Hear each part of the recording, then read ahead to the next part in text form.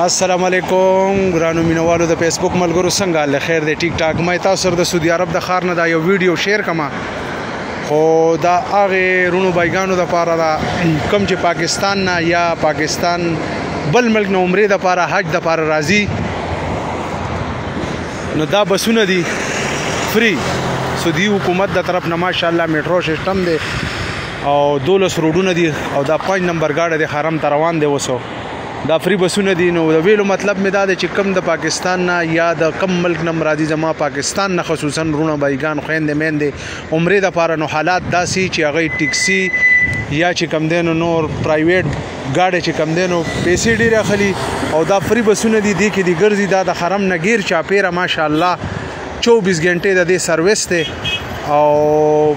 جبل مروه جبل کعبه جبل عمر جبل حجیات سلور طرفونه دا لس منټه پس دا گاډي فریوزي او دا سټاپونه دي د سټاپ د پاسه دا بس ودريږي او د پاسه بم د سټاپ باندې بم کوزیا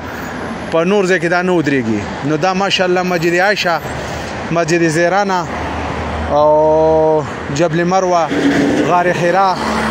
او مینا مزدلفه عرفات دغه ځایونو ته ماشاءالله دا بسونه زی او فری زیارت کوي او ګرځي پکې الحمدلله نو ما چیرې دا یو فایده وشي او دا ویډیو ډیره